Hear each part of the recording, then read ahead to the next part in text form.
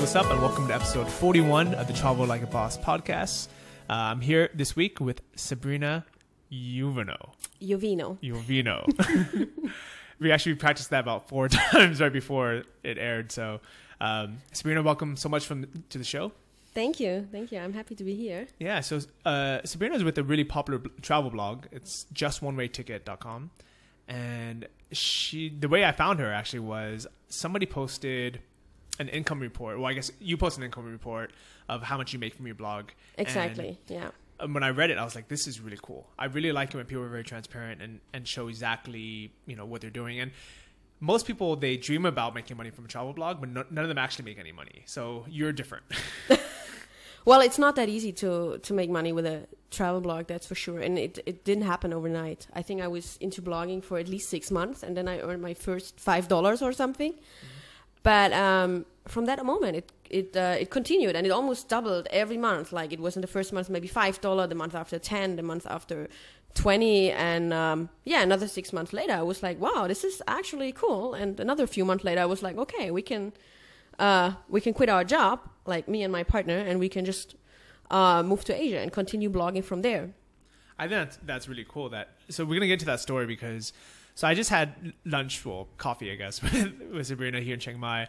And the way we met was I had just, randomly left a comment on her blog just, I think, like a week ago. Yeah. And the post I saw was basically that she made in January, just a few months ago, $2,314 from her blog, which I think is awesome. And I'll link to that article. If you go to travellikeabosspodcast.com, show notes, episode 41, I'll have a link to all her stuff.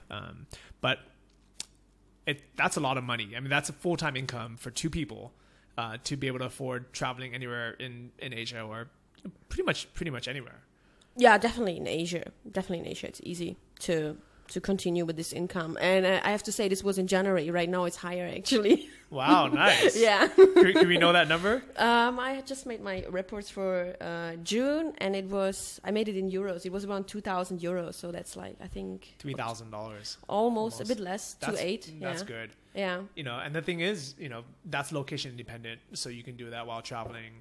Yeah, anywhere. And most of them is actually passive. Like, I mean, writing blog posts doesn't make me any money. Like, most of them is like partnerships with big companies, or like affiliates, of course. Google AdSense got really high in the last 2 months. I made last month over 220 euros only from Google AdSense. Why do you think that went up? I don't know. The thing is, I just tweaked 1 or 2 banners, and suddenly my Google AdSense more than doubled. And I was like, wow, this is amazing. I just changed 1 banner on my sidebar, put it a bit more up, and my income more than doubled. I was amazed. That is crazy. Well, okay, so anyone wants to follow along, the blog is justonewayticket.com, and it's beautiful. I mean, that's the first thing I see has great design, and it's very functional as well. But a lot of that comes from your background. Like, what did you used to do for work? Oh, I used to work as a graphic and screen designer. I did websites over 5-6 years. I worked for a TV company in Germany. And I think that helped me a lot to build a blog, because I look different at websites, and I learned how to do interfaces and all this stuff. And of course, graphic design is a big part of my life. So all these things is very easy for me. I think so. I think that definitely helped you a lot. I mean, people can definitely become successful not having graphic design skills, especially nowadays that there are things like Canva or different... I love Canva. Yeah, it's a great website. I recommend it all the time. Yeah, or like PicMonkey, These are things that my girlfriend uses, and she knows nothing about graphic design or, Photoshop, Like, I bet you if you asked her what a PSD is, she wouldn't know, but she can make a beautiful photo for her blog using PicMonkey. Yeah. Because now everything is kind of just drag and drop. So I think that maybe, a few years ago, you had to be a designer. We had to pay someone a lot of money to make you these nice blog graphics. But nowadays, people, really anybody can make a nice looking site. Yeah, that's why now I'm a blogger, because nobody would hire graphic designers anymore. No, just kidding. But no, I really think it's killing the industry now. I don't know. Well, I mean, it was a personal decision why I decided not to work as a graphic designer anymore, because I just want to work for myself, and I want to do what I really love to do and not work for other clients and do things like that. But it's true what you said. Nowadays, it was never easier to design websites or even to build websites, thanks to WordPress and Jimdo, the provider that I use. You use Joomla? No, Jimdo. It's called Jimdo. Jimdo.com. How do you spell that? Like Jim and then do. Okay, I never even heard of it, but I'll check it out right now. It's a German company, actually. Okay. I worked with them like 5, 6, 7 years ago. So I knew them for a long time, and I really like their interface. It's really easy to make websites with them. Yeah, that's really nice. Again, I'll definitely check that out because my blog is on blogger.com, which is Blogspot. Yeah. And it's the oldest, kind of crappiest thing. And the only reason why I still have it on there is my blog isn't the way I make money. It's just kind of a side hobby. Yeah. And I have so much content on there that I'm just like, you know what? It works. So I'll just leave it. If it works, leave it. I mean, like if you start like changing everything to WordPress, it's a lot of work. So think about it if it's worth it. And if it works, just leave it away. Yeah, but I definitely agree that if you are going to start a new blog, you should keep not do it on designing. Blogspot. But the only benefit, and we were talking about this earlier, the benefit of Blogspot or Blogger is it's owned by Google. So even though they're not really actively supporting and upgrading it, it always ends up ranking pretty high. Your site's never like really broken or penalized because they're in control of it. It's kind of like how YouTube videos always rank high in Google search results. Yeah, that might be true. But how do you get most of your traffic? Like, how do people find your site? I get like 60% comes from Google, which I do SEO. I'm not an expert at it at all, but I'll just it works for me. I don't know. And Jimdo has a really nice tool to do the SEO. So most of my post ranks pretty well. Like for example, I hope it's still like that. But a while ago, when you Google travel Philippines, one of my posts would rank on page 1. Oh wow, nice. Okay. And then of course Facebook, I get a lot of traffic. I have like 14,000 fans on my Facebook page. So I realize that every time I just share a post of mine, I get a lot of traffic from Facebook itself. And is it reaching pretty well? Because I know one big complaint that people have about Facebook is you can have 14,000 fans, but the post only reaches 1,000 people or something. I noticed that when all this discussion came up, I also noticed a drop. But then like recently, I get on average 5,000. How you say views or like views, reach per image. It didn't drop so much. I mean, I'm still I can't complain much about Facebook. It still works for me. The algorithm behind that for people that don't know is instead of showing your Facebook feed to every single person who logs onto Facebook, because obviously not all 14,000 people are going to log on that day. Yeah, sure. So right there, half the people are not going to see it. But then what they do is instead of showing it to everybody that is logged on, they only show to, let's say, 10% of those people. And if they interact, they either share it or they like it, then Facebook assumes it's good quality content. So what they do is then they show it to the rest of your followers. So I think the reason why you get such good reach organically and for free, because you're not paying for these Facebook ads, is because you have good articles and great photos that make it very easy for people to share. Yeah, I mean, I noticed that as well. Like some of my posts, they have been reshared like 50, 60, 70 times. That's probably also makes the reason why I have a higher reach. Yeah. Well, one thing that I thought was really fascinating is you only post once a month. You mean I'm blogging only once a month? Yeah, that's true. I don't know. Like, seriously, I have no idea how other bloggers are able to write like every 2 days a new blog post, because I simply can't. Like, I'm happy if I make 1 or 2 a month, but I think my latest post was in May, was about the slums in Manila. And since then, I don't know, I was just so busy doing other things. And it's just like, I mean, every article is for me like a piece of art. Like, I put a lot of effort in the photos. Every article has at least 10, 15 images, and I do a lot of research before, because I try to give as most value as possible. I don't just write a 500-word post. There's nothing like this on my blog. So I think it's more important to give a value. And I always think like, okay, when I write something, I just ask myself, am I proud of this post? Would I share this? Does this have a value? That's probably the reason why I don't post that often. But definitely, just by looking at it, I'm looking at your most popular posts, and the most popular one is Boracay on a budget, a world-class island in the Philippines on $23 a day. And it's a beautiful photo, and it has like you basically made a custom designed, picture with, that that looks like it could be something out of a travel magazine or some kind of brochure. So to me, I look at this, I'm like, you know what, I would share this. Yeah, and I mean, there was a lot of information. There was like where to eat in Boracay, where to stay in Boracay. I listed accommodations where you can stay for like $10 a night. So this is something really rare and really hard to find in Boracay. And on top of this, these were all affiliate links. So actually, this post is one of my big income streams, actually. Yeah, you know, and this could almost be, I guess you can think of it as not really a blog, but a information website where every one of these posts are evergreen, which, you know, is basically a term that we use where it doesn't matter if you see it this week or not. You know, you can see it a year from now, and it's still relevant, and it's still one of those things where people will still find it.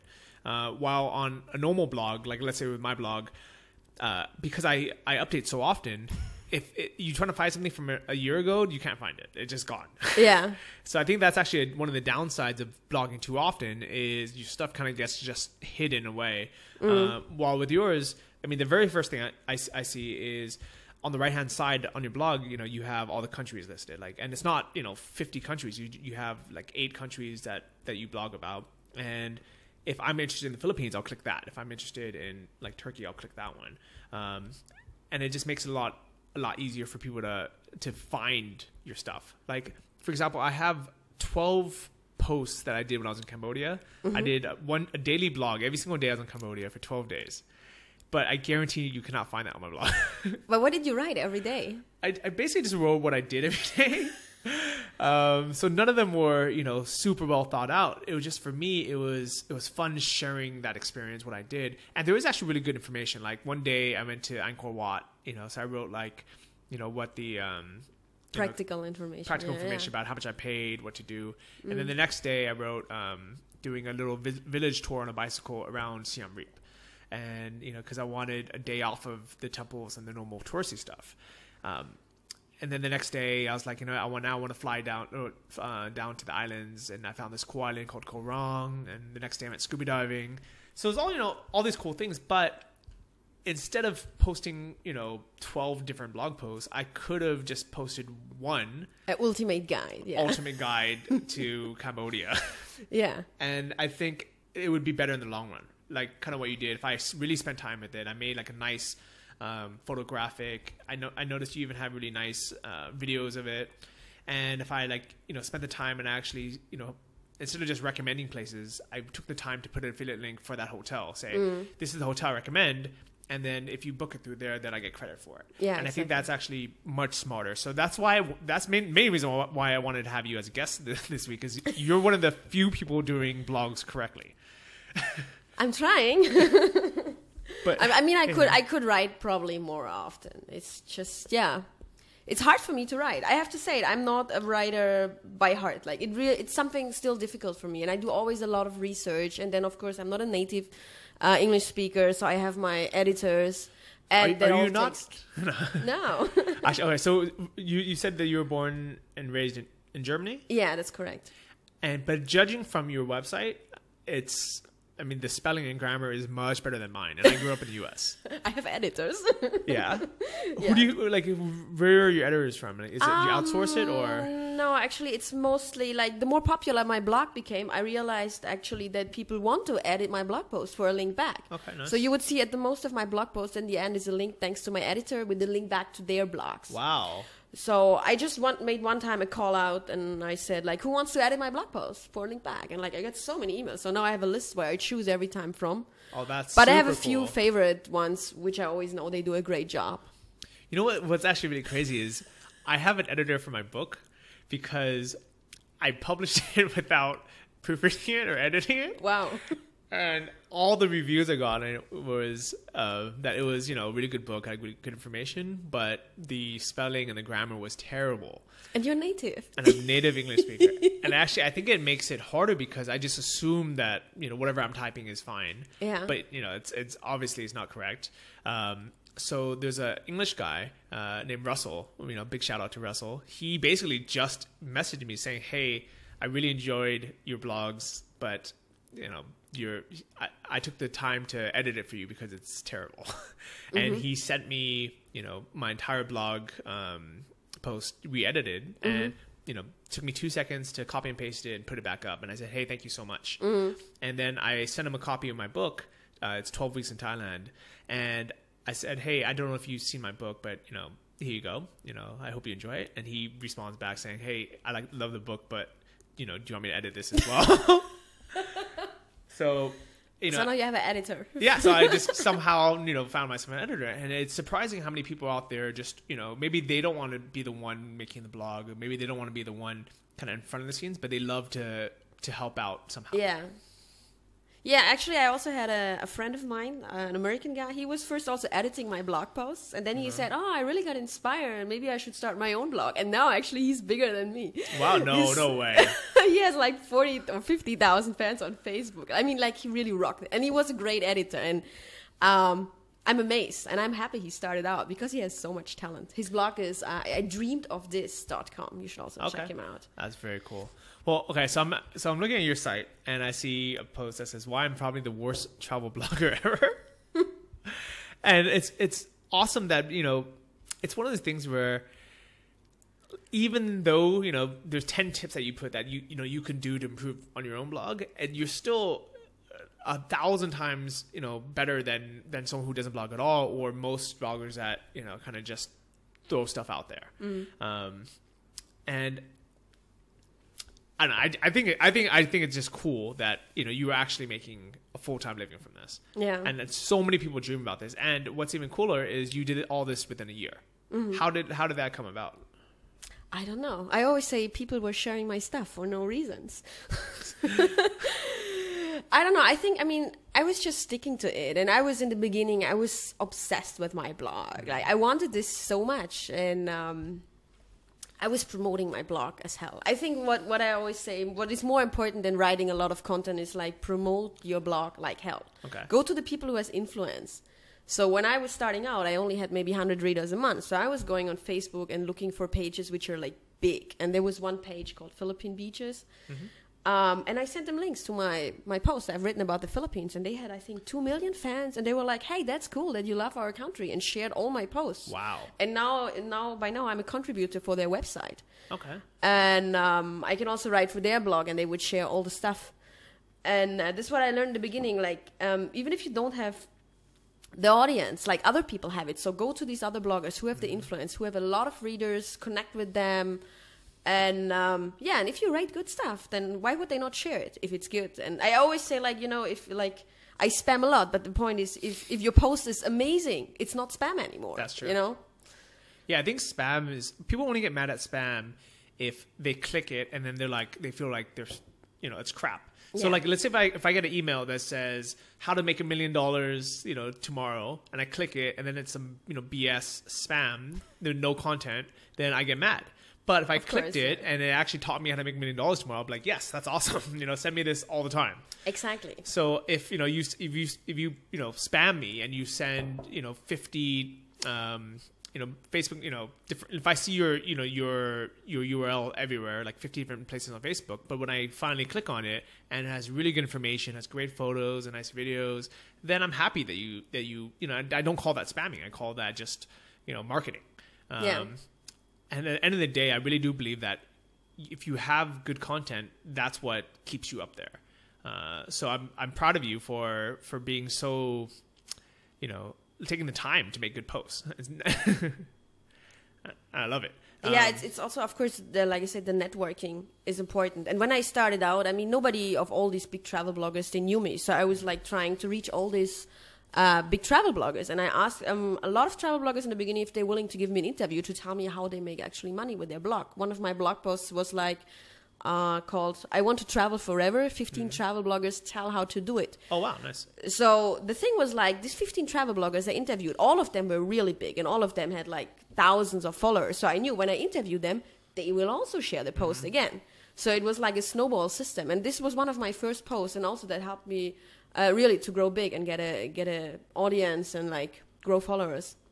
That definitely makes sense, especially if you're getting good value and then you're highlighting stuff that they do, or then obviously they want to share it because they're proud of being part of it as well.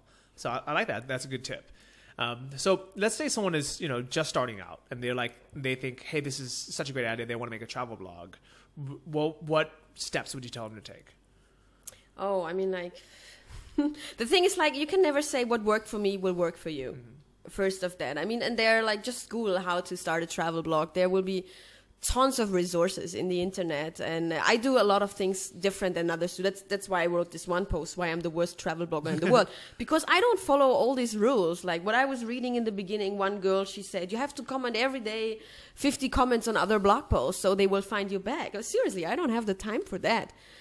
And I just can say what worked for me, and what I said, like promote your post like crazy. Write something you're proud of it, give value to your readers.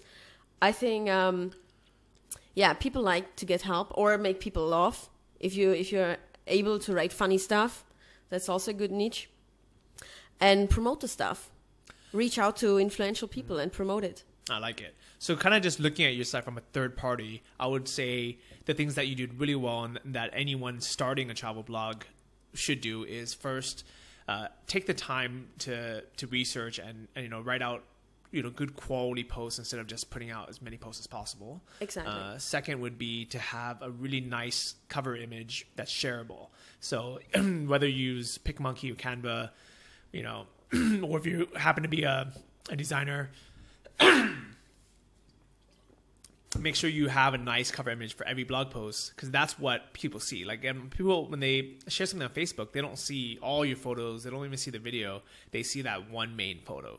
And if that's shareable, then people want to share it. Oh, yeah, then let me say to this, like, if you notice all my blog posts, always the header image has a text in it. And it's because of Pinterest. People pin it on Pinterest, and I get also a lot of traffic from Pinterest because they see the image, and they see the headline, and they see, oh, this is not just an image. There's a story behind it. And they click back to my blog. You know what? I will get on that, and I will get on Pinterest because I'm not on that at all. Oh, Pinterest is amazing. I love Pinterest. I've actually heard so many things about Pinterest giving like the highest click-through rates nowadays. So I think it's just one of those things where people enjoy sharing, the photos, and then it makes it very easy for people to click it and it goes straight to your page. Versus like on, let's say, Instagram. Yeah. If you click the image, it doesn't go anywhere. That's why I'm not on Instagram. I think Instagram is useless. And I'm not a photographer, but I'm someone who has a passion for photography. So like, I'm not doing Instagram. I'll do it with my Canon and I edit it in Photoshop, and like, Instagram is something anybody can do. Yeah, so I do like that. So yeah, I would say those are really nice starting points for people. So what do you think the downsides of travel blogging are? The downside of travel blogging? That there are too many. I mean, like, I don't know how many thousands of travel blogs are out there. I think it's definitely harder. I started 1.5 years ago. Probably that was like still a good timing.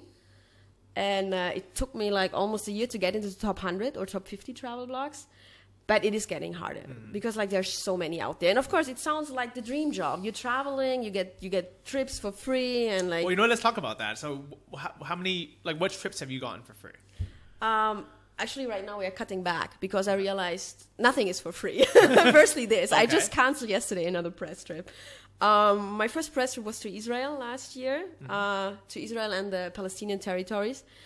And I was just so psyched getting an invitation, like going somewhere for free, having free accommodation, and doing all these day tours. So I said just yes to anything, And then I was there, and like I realized, wow, this is so exhausting. Like I was like, I don't want to get up again tomorrow at 8:00 and being on a 12-hour day trip. Oh wow! And I mean, it was fun, and I want to say thanks to the company who invited me because I learned a lot. I learned a lot for myself, but I just realized after it was a lot of work. Of course, they expected also like several blog posts. And so right now we are cutting back. We were also recently in Korea and Japan, and the trips were sponsored. Like, I mean, we got sponsored hotels in both countries. And I still have to write about that hotels because it is work. And right now we're at the point where we're saying we're not going to do sponsored hotels anymore. It's not worth it. Like, I rather pay before I'm spending later 3-4 days writing that post, editing that pictures, tweeting, Facebooking, and all this stuff.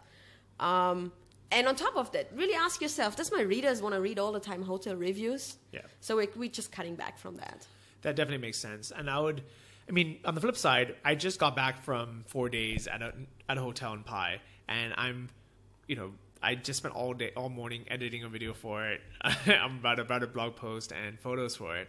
So, and I paid for it full price. Yeah. So for a place like that, it's one of those things where if I was going to post about it anyways and make a video and put up photos, I might as well reach out to them beforehand and see if I can get it for free. Yeah. But if it's a place that I don't really have, a big interest in writing about, then I'd rather just pay the $300, not have to do that, and then spend my time, writing a different post that can make me $300 anyways. Yeah, I agree. So that definitely makes sense. The only, I guess, free trip I've gotten from my blog is the ziplining tour. It was with a company called Canopy or X, and the requirement was for me to write a blog post and make put some photos and put it on Facebook. And it wasn't, to me, it was one of those things where I wanted to do it anyways, and I knew that if I went to do it, I would put up some photos and I would write a blog post anyway. So to me, it was a really kind of a no-brainer.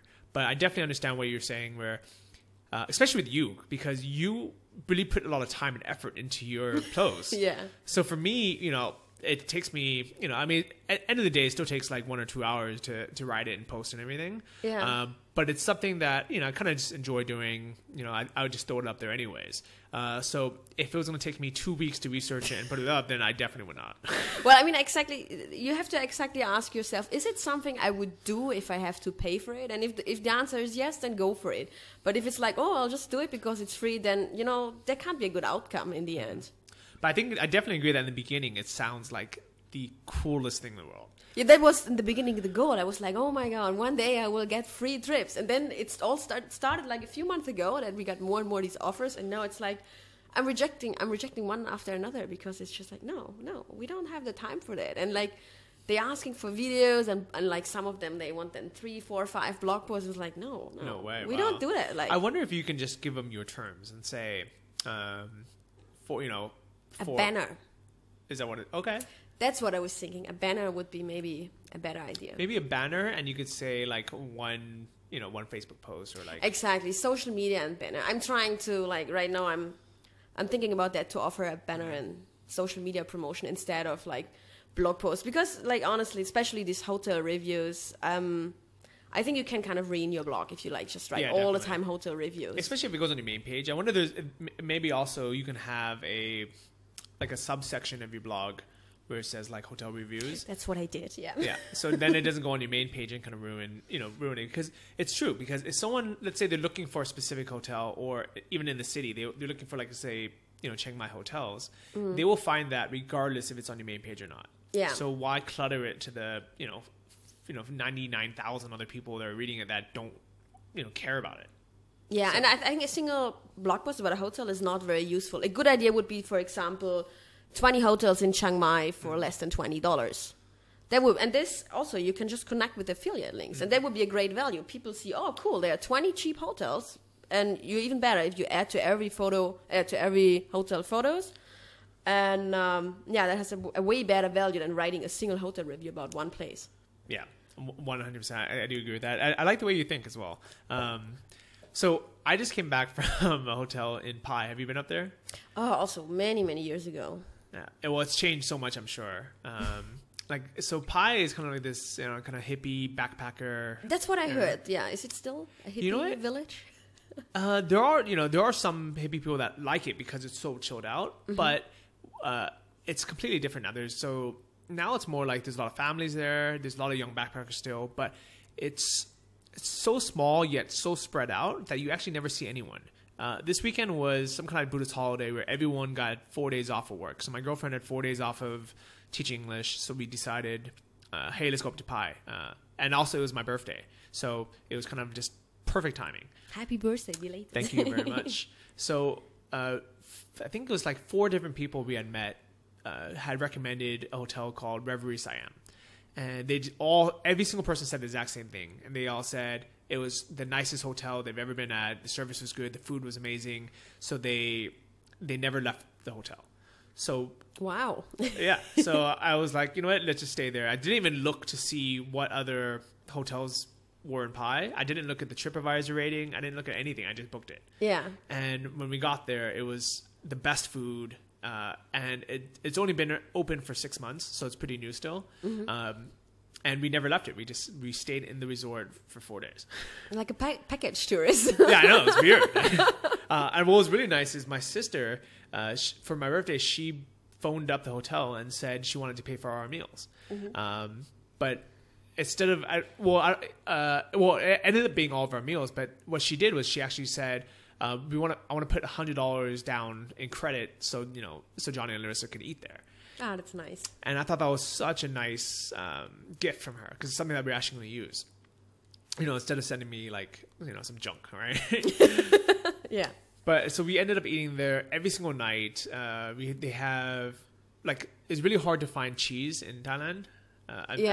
True. I agree. Yeah. So this place had the best meat and cheese boards, and it was just, and breakfast was included. Was it like a high-end place? Yeah, it was. Okay. Well, it turns out it was the #1 rated hotel in Pai, even though we had no idea. Yeah. It was just because we happened to hear about it. And it's something that a year ago I never would have done. I never would have spent the money to do it. But even though it was like 3,000 baht a night, which is $100 US. Yeah.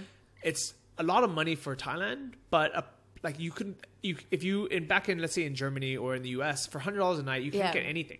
Exactly. So it's one of those things where I'm like, you know what? I'll just spend the money and just enjoy it. Yeah, I mean, we do the same. Sometimes also we splurge. Not only hotel, but often with food, because sometimes also I want to eat Western food.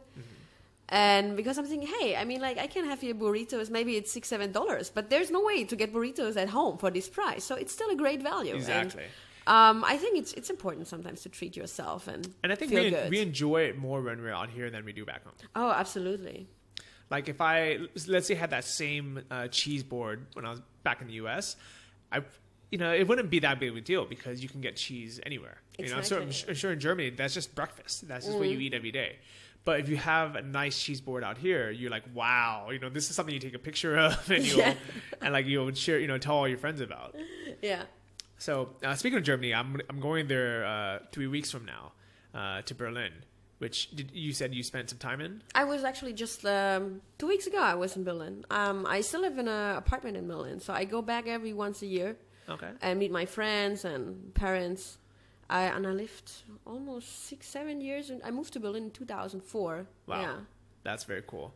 Well, I haven't been there yet, but I've heard Berlin is the next digital nomad hotspot in Europe. Oh, yeah. Well, I mean, there are a lot of German bloggers, actually, in Berlin.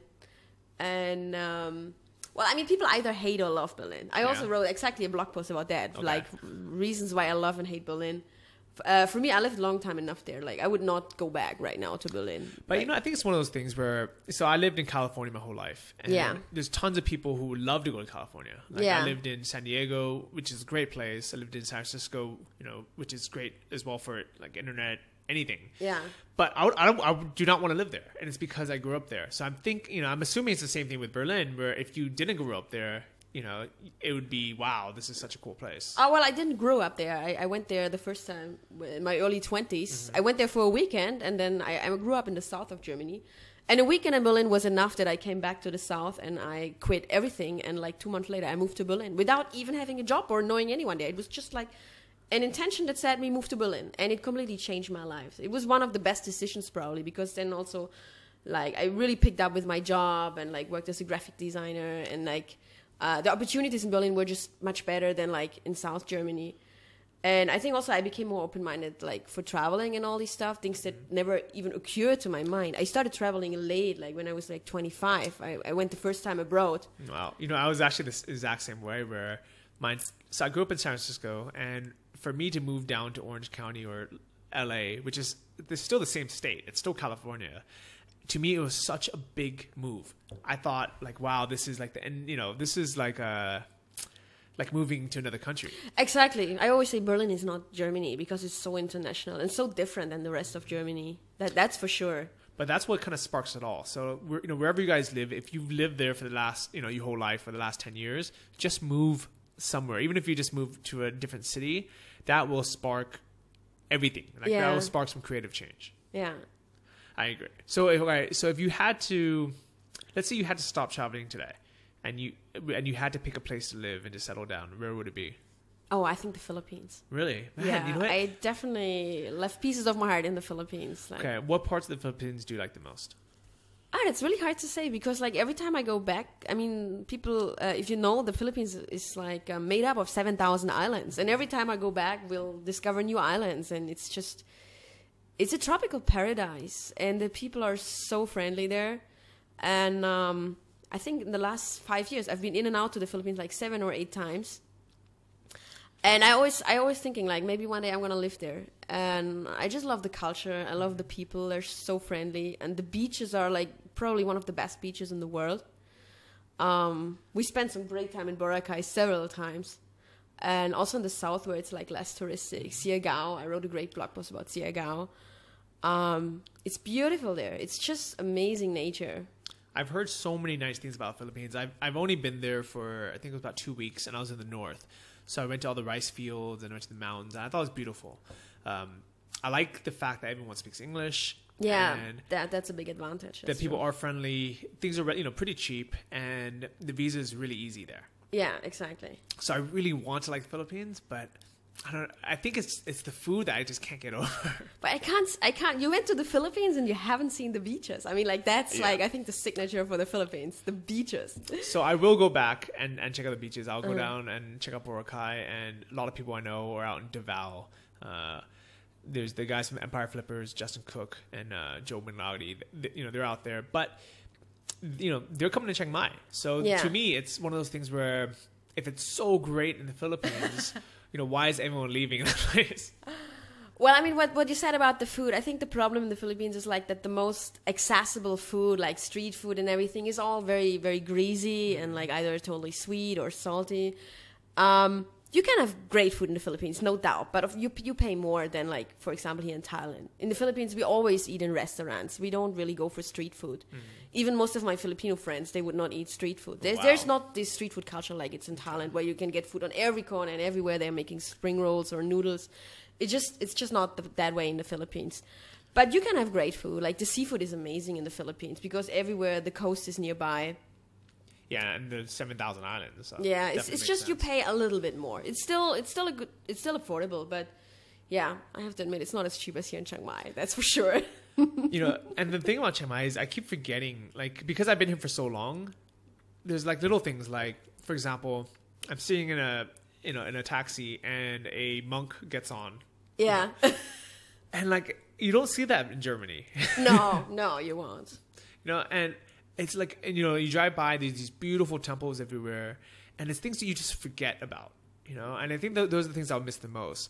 So one of the big topics right now are the visa run changes in Thailand, that basically they're cracking down on, people using tourist visas back to back. Yeah. And that has a lot of people scared. Like, yeah, everybody's getting paranoid right now.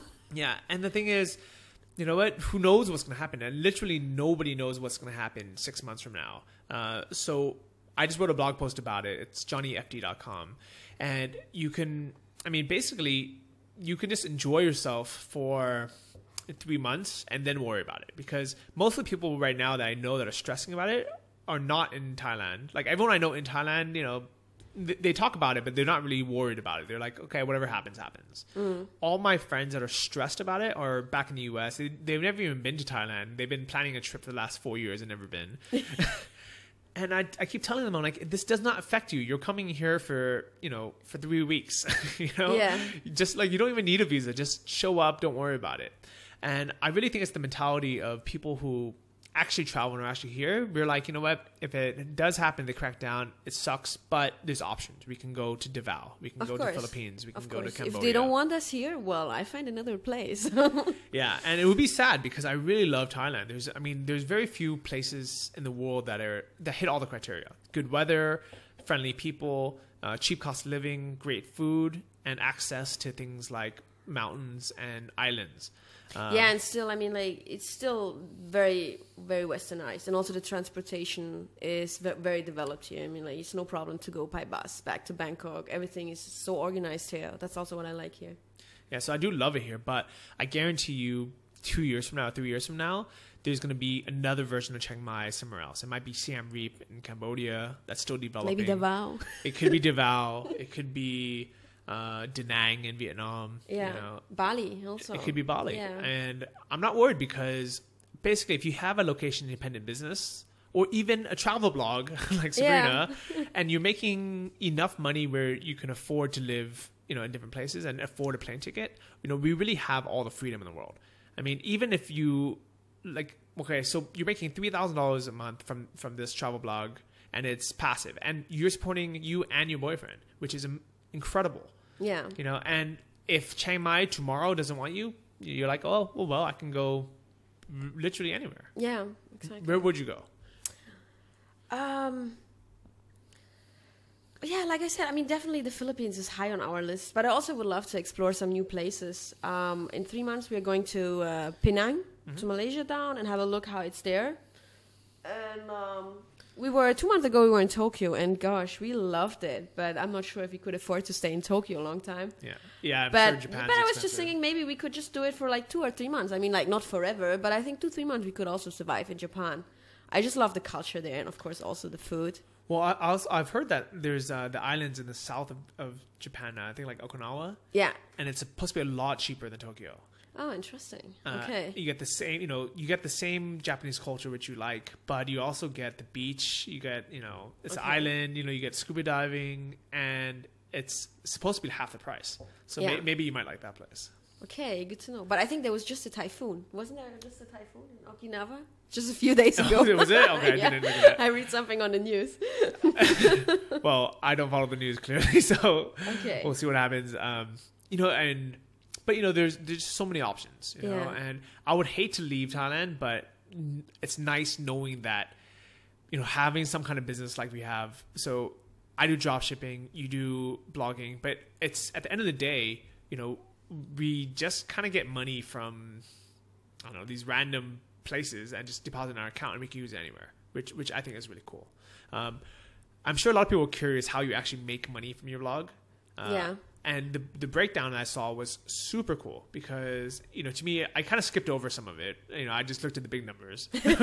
Yeah. But what are kind of like the top 3 revenue sources from your blog? Well, one part is branded content. That means like companies are paying me for like publishing either their content or also I do tweets, sponsored tweets that company would pay me to mention them on Twitter. But of course, I have to say it has to be related to me. Like I'm not gonna tweeting about some, I don't know, poker website. Yeah. Like if it's travel related and if I'm like convinced, hey, this is something cool, I'm happy to share it. And then of course affiliates. My top earner is Agoda. I use Agoda personally also all the time because I think I never find hotels cheaper than on Agoda itself. So of course I recommend it all the time. And I make good commissions on Agoda. And also just simple like contextual advertising, Google AdSense, and together with YouTube we started to monetize our videos. Makes a few $100s a month. So it all sums up. Yeah, I like that. And I like how it all adds up together. And we're... So let's talk about the 3. Let's break them down. So the first, branded content. How do you contact these companies or do they find you? Not anymore. In the beginning, I was like reaching out to advertisers, but now I get them daily. I get daily emails. So how do you even find an advertiser? Like, what's an example of? Let's say you're starting out. When you totally start out, you look at other bloggers and look in their sidebars if they have like banners and like contact these companies.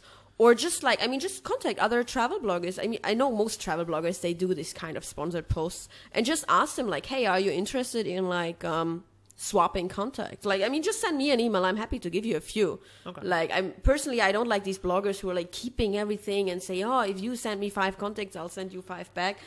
I think that's bullshit. Like, I'm happy to help. So if you want to have some advertisers, drop me an email. I'm happy to help you out. Okay, that's nice. And so these advertisers, what they do is they want to put like a banner on your sidebar, and they put like a hotel, or what do they normally advertise? It's for me, it's mostly everything is like travel related. Okay. It's like either like travel companies or like car hire or. So either they want banners, but it's actually most of them they want posts, they want blog posts. Okay. So either they send you a blog post or they ask, I saw this post on your article, can we just add a link into this? But mostly I don't do this because not often it looks naturally. So I try to avoid that. I'll just ask them to write the content for me because also I don't have the time to write content for them. So basically they just send me a completely written blog post, and I would publish it on my post. And what most bloggers don't know, in the beginning, I didn't do that because I was always thinking like, oh, I don't want to have content from advertisers because it has no value for my readers. But then I realized I don't need to promote them. Like, they don't really care about this. All these advertisers want is just a link back from my site. So actually, if you look on my blog, most of my sponsored posts, you will not even find them because they're all hidden. They are literally, they are existing, but they're hidden. So they get the link back from my website, and my readers won't see them. So it's a win-win. So basically, what they're looking for is the SEO link back. Exactly. So for those who aren't really familiar with this, so let's say you're a travel company and you want to rank high for Chiang Mai tours. Yeah. Basically the way that Google thinks, hey, you're really relevant and makes it higher for that search term is, are other travel bloggers basically recommending you as a Chiang Mai tour company. And if you're coming, if there's a link on Sabrina's site or any other kind of like, really popular travel blog site that says, that talks about Chiang Mai tours and has a link to you, then obviously, Google assumes, okay, this deserves to be on the top spot. Exactly. So that's basically what they're paying for. Exactly, yeah. And even if you didn't hide it, it would, you still don't have to blast it out on your Twitter and your Facebook. So it can be one of those posts that kind of just, goes up and goes somewhere on your blog, but it's not really in front of anyone's face. Exactly. So I think that's pretty cool. So the second one that you're talking about, their method of making money, is through partners like Agoda.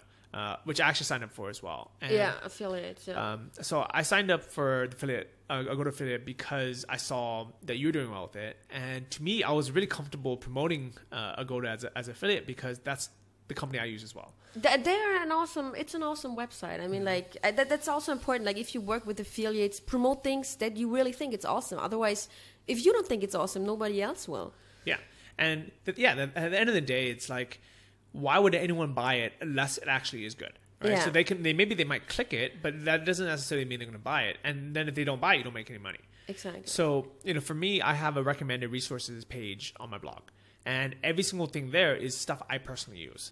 And some of them are affiliate links and some of them aren't. But if they have an affiliate program, why wouldn't I put up a affiliate link so I can get credit for referring you? Because at the end of the day, let's say you book a hotel through Agoda, and you used my link or you used Sabrina's link, you don't pay any more as a customer. Yeah. True. I think if, you had to pay 10% more or just so we can get 10% commission, that would be, that would not be nice. But if you went straight to agoda.com, or if you went to one of our websites and then clicked the Agoda link, you end up paying the exact same amount as a customer. And, by you getting, giving us credit for it, it encourages us to keep blogging, keep posting. So at the end of the day, it's a very fair trade-off. And I think that's why nobody minds, buying through affiliate link if it's something that people actually recommend. And like for this weekend, I went to, I stayed 3 nights at this great hotel. If I had used Sabrina's link, she would have got, the bill was like $300 US. You would have got. Oh, I would have got 6%. See, yeah.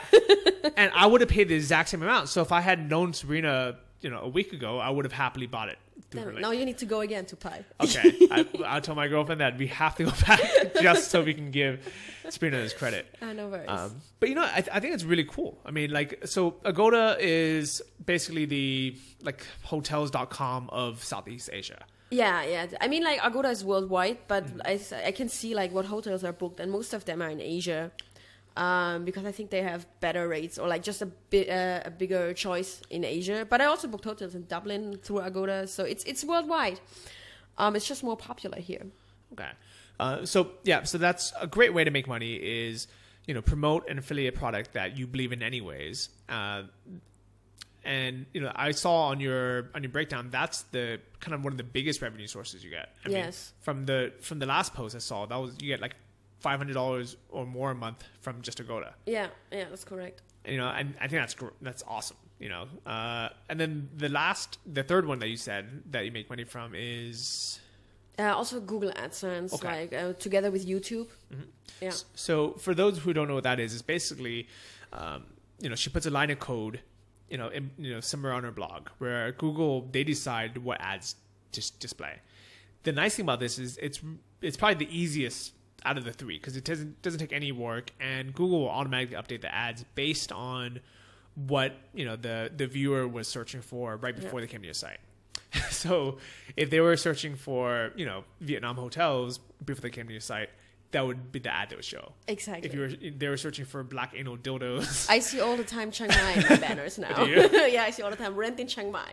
Okay. Because I was searching before for a room here. There you go. So I think that's really cool as well. I have it on. So I actually have I don't consider it a travel blog. It's a Muay Thai blog. It's myfightcamp.com, and it's the one that I wrote 4 years ago when I was traveling around Thailand doing Muay Thai, and I went to all the different gyms and wrote about it. And I never monetized it. It was just kind of, you know, for fun. And then I decided, I was like, you know, what the heck? Let me put Google AdSense on there. So now, you know, Google automatically puts some ads, you know, somewhere in between posts and on the sidebar. And I don't make a lot of money from it, but I think I make like, you know, $30 a month or something from it. And I don't do anything. So it is a nice kind of just a separate, like a separate income. Same thing with YouTube. I had no idea that I even had subscribers on YouTube. And the way it actually came about that I realized I did was I uploaded a video, but then I went out to dinner or something. So I didn't, you know, promote it on Facebook or Twitter or anything. So I just assumed nobody saw it. And then I woke up the next morning and it has like, you know, a couple hundred views. I'm thinking, how did people even find this video? I didn't even post it up yet. Yeah. But it turns out, you know, I have like 1,000 subscribers on my YouTube channel. Great. That had no idea. So, and I never monetized it. So finally, I think it was 2 months ago, I clicked one button and I wrote, you know, and basically on YouTube, you can click monetize my videos, where they'll put up those, you know, the ads in your video. And to be honest, I didn't want those on before because I thought they were a bit annoying. But the thing is, you know, people are so used to having it there, and, you know, people know just to click X if they don't want to see the ad. So it's not really that big of a deal. Yeah. Oh, and you need to say that you get paid in YouTube even if they don't click on the ads. Oh, do you? You get paid per views, not per clicks. Oh, I didn't know that. Yeah. Okay, that's cool. I like it. Yeah, so I think I'm making like $30 or $40 a month from that as well. So how many videos you have on YouTube? I have no idea. I honestly have no idea. But did you monetize all or just a few? I don't know. I'm not very good at stuff like this. I'm amazed how you run your YouTube. Yeah, my YouTube channel to me was not even a channel. It was like just a place where I can put videos so I can link it to my blog. Yeah. And I haven't, you know, I'll put it up for you right now and you can see. So basically the way that you talk about how you don't update your blog, I don't update my YouTube videos. So basically what I do is I post one video every like, I don't know how many months, every like 1 month or something. I post one video. Yeah. But it's usually something, you know, I enjoy doing. Okay, so I'm clicking my channel. So if you guys want to follow along, it's youtube.com/JohnnyJ3N, which doesn't even mean anything. So I'm clicking. Okay, so I don't even know what to look at, so I'm going to have you do it. Oh, actually, yeah, my boyfriend is a YouTube expert. Oh, is he? Okay. So yeah, he's running my YouTube channel. Wait. Videos? I don't know. So, you know what? We're not going to worry about this because obviously I'm not a YouTube expert, but what's cool, I mean, I guess what we can learn from this is the fact that if you put out good content, you put out good videos, people will find it even if you have no idea what you're doing. So I'm going to rank it by most popular. And the most popular one is That's amazing. You have 60,000 views on this. Yeah. But you have to monetize each of them, and I'm sure you're gonna make a few $100 a month. Okay, so let's see if this is monetized. I don't know how to do it. No, it's not monetized. It's not. So if it's monetized, I would see here a yellow bar. Okay, well, you know what? By having this conversation right now, I'm probably just gonna make an extra $100 a month from it. Okay. So, yeah, basically, what I wanted to say about YouTube is. There's people making like pretty good money from YouTube. Yeah. And like absolutely. Those people that you follow, like the people I follow, there's a guy named MKBD or something. I forgot his name, Marcus Brownlee. He shows all the new gadgets. So he shows all the new phones or all the new computer hardwares, and he gets like 1 million views. Tutorials. Also good. Yeah. They get a lot of clicks. I say any girl that's pretty that shows how to do makeup. Yeah. Gets a ton of views. I know, and kittens. Oh God, kittens. anything with cute cats. I mean, it's insane. I mean, how much money do you think those people are making from like 1 million views? Well, you can say roughly. I mean, it really depends who is your audience. Like, we notice, like, if Americans watching our videos, we earn more money than if, like, let's say Filipinos watch them. But I think on average, what can you say? Per 1,000 views, $2 to $6 per 1,000 views. Okay, you know, that's pretty So good. you can calculate that up. You have on this 60,000 views. Mm-hmm. And if you would get $3 per 1,000 views, you can calculate that up. I can't calculate that. Okay, I'm not very I need a calculator for this too. But what's actually pretty funny, so I signed up for a partnership. So somebody contacted me through my YouTube channel from Thoughtful Media Group, and I just signed a contract with them where I'm going to give them 25% of all my YouTube earnings for the next 2 years. And I don't know if it was a good choice or not. What are they doing for you? I have no idea. Honestly, I looked at their website and it looked nice, and I figured, you know what, I'm not making any money from my YouTube channel anyways, so I'll happily give them 25% of nothing if they somehow make it into something good, which I'm sure I could have just done on my own, but it's kind of cool knowing that my YouTube channel is popular enough where people were reaching out to me wanting to actually partner with me. But you know what? All my videos, are just stuff I enjoy making. I never thought to make money with any of these videos. It used to be, all my Muay Thai fights I would put up there, and then every time I moved into a new apartment, I would do a little video tour. Every time I would pack to go to Thailand, I would put that, But I mean, this is the way to do it. You're gonna make videos because you love it, and I think you should get paid for it. I think it's really time to start monetizing all your videos. I think I will. So that is going to be and you have really good traffic. Yeah, thank you. So that's going to be the next step, I guess, especially now that I'm only getting 75% of it. So I'll report back 6 months from now and let everyone know if it was smart to do that partnership or if it was stupid. Oh, yeah. But you know, it's one of those things where there's so many different ways to make money online once you get started. Like, once you actually have good content and people are actually watching your stuff and people like, you're putting out content that people actually enjoy reading or watching, the money will come later. So I would say it's hard. It's really hard. If you need to make rent for next month, don't become a travel blogger. Yeah. I mean, I started out still living on my savings, that's for sure. And also, like, I mean, I think since I started traveling intensely, or I'm traveling intensely since 2008. So since then, like, my whole lifestyle changed and I started to live very frugally, and like I can live on like 300 euros a month. And I think that also helped a lot. And when you start out traveling, I mean, like, make sure you have some savings, because it won't happen overnight. Like, give it some time and like really stick to it, and like believe in yourself, deliver great content, and you will see results. It may take maybe 3 months, maybe 6 months, maybe a year. But once it goes, it works. And then everything opens up, like floodgates. Yeah. I really believe that. But I would say, so if you guys don't want to save up, think if you can do your job remotely. Because, like, for you, for example, you're a graphic designer. Couldn't you have just done that freelance? You mean if I still could do it, of course. Okay. I sometimes get offers, but most of the time I'm like, no. I don't want to do it anymore. So why don't you want to do it? It's just, I don't know. I love design, and the thing is, I love to make design for myself, but like making designs for others is mostly a disaster, because either you work for people who have no idea of design and you make something nice for them and they want to change it and change it and change it, and like, I don't know. It's just, I didn't like it. Let's say that. Okay. I like to design for myself and know what's good, and not like, having endless discussions with clients and endless change. Because, like, if you make a design for someone, mostly they want to know in the beginning how much you have to pay for a logo, and you give them a price. But the thing is, like, you can never say how long it takes. Yeah, it takes 2 hours if they're satisfied. If they're not satisfied, it can get into a 2-month job. And it's just frustrating in the end. So I actually just became a logo designer. Well, all right. So somebody had contacted me on my Facebook saying, hey, can you make me a CrossFit logo? Yeah. And I said, like, why are you asking me this? Yeah. Because I never advertised that I make logos. And basically they had linked to a page on my blogs, where I was talking about CrossFit. Yeah. And, and they're like, well, you make websites, right? And I'm like, yeah, well, I make it for myself. And he's like, you do CrossFit, right? I'm like, yeah. He's like, can you make me a CrossFit logo? And I said, sure, why not, right?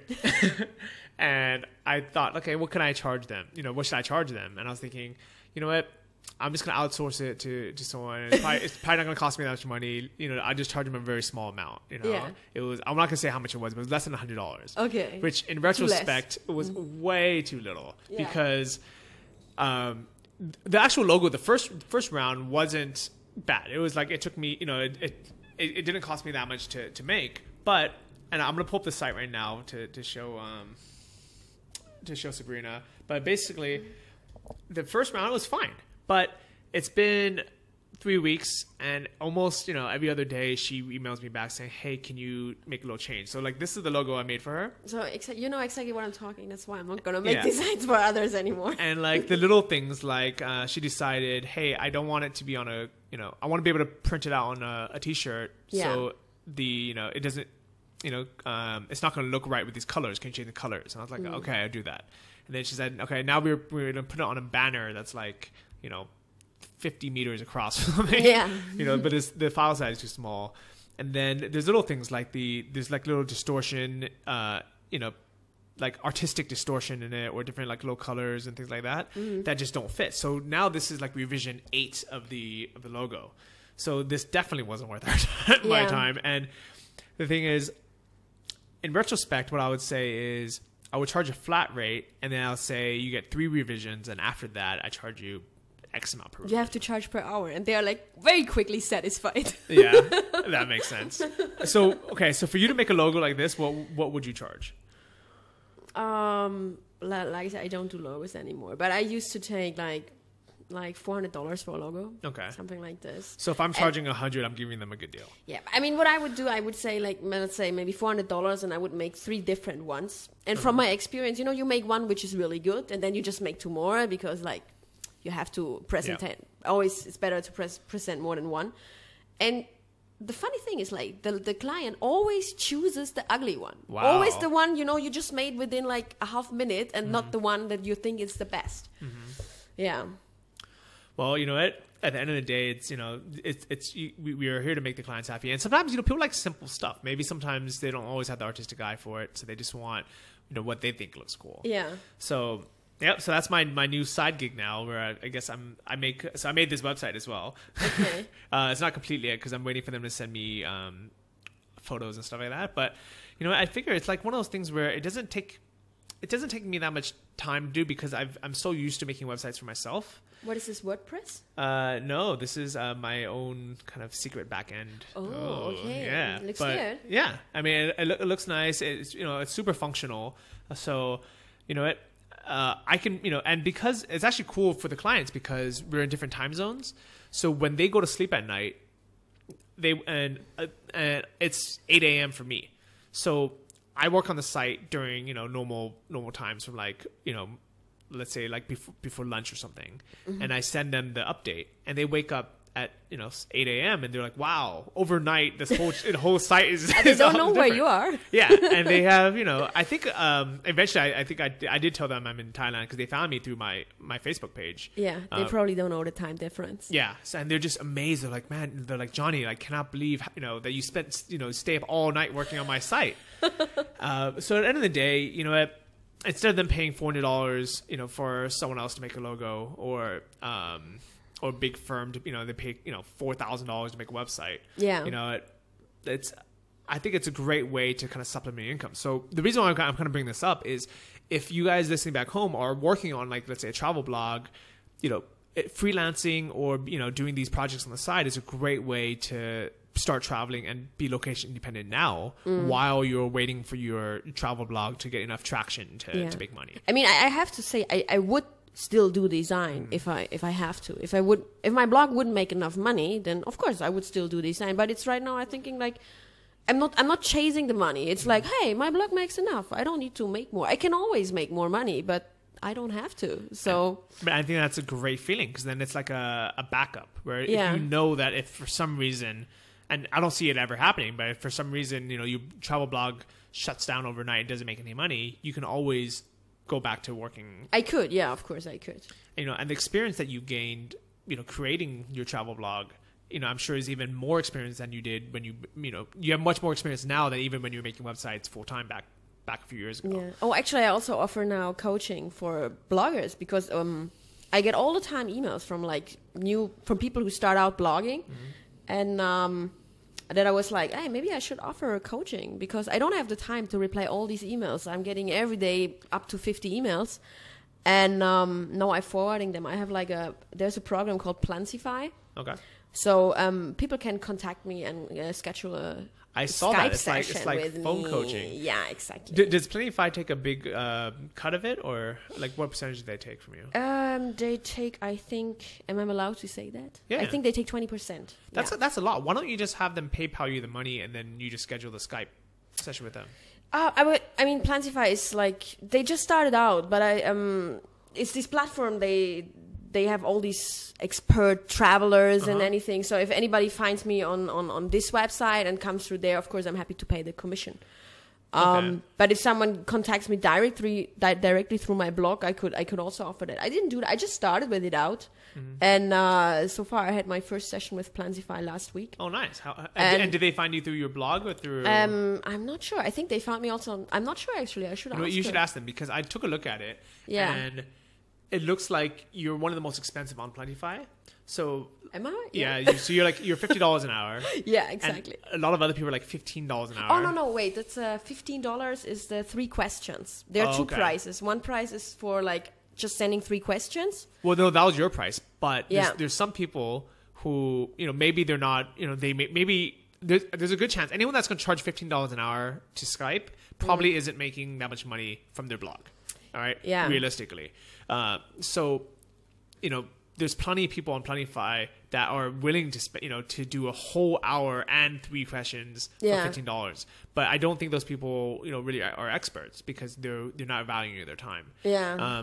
So actually, what I would do if I was you is I would keep your profile up on Planify. So if someone finds you through there, then pay them the 20% commission. Yeah. But then if they're finding you directly through your blog, you should just have it be a PayPal buy now button, because then there's no reason for you to pay Planify for it. Okay. Yeah. So that's what I have on mine. That's smart. You're right. I have a little thing that says phone coaching, and I have an ugly site, but it's basically just a drop down PayPal buy now button, and I actually charge a lot. I charge $115 an hour. Oh, but the thing is, like, if you're too cheap, I don't have the time to make 10 phone calls a day. That's also like, I think you should have your price, and like, it also, you give value. Yeah, and honestly, I actually, the reason why the price is so high is because I kind of discourage people from wanting just to chit chat. If someone's going to pay $100 for an hour to talk to me, I want them to actually have good questions and let's come to the point. Yeah.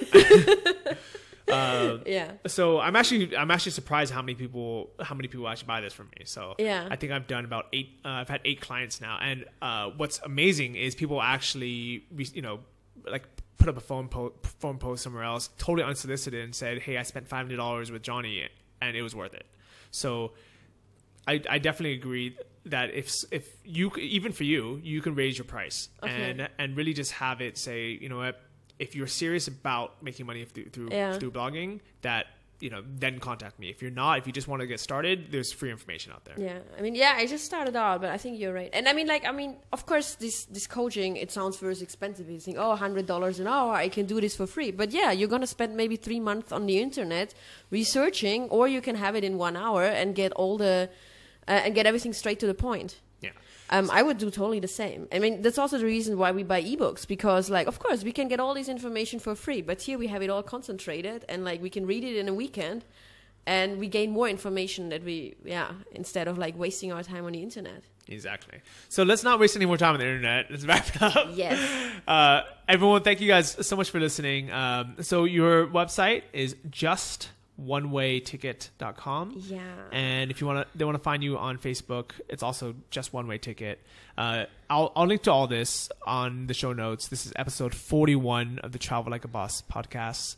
And Sabrina, thank you for having me. Yeah, thank you. So see you guys around, and see you guys next week. Bye-bye. Bye. Thank you for listening to the Travel Like a Boss podcast. If you want to hear more, including the bonus How to Choose the Perfect Niche episode, join our mailing list at travellikeabosspodcast.com. See you next week, and remember, if you want to travel like a boss, you need to be your own boss. So start your online business today and start living the lifestyle you've always dreamed of.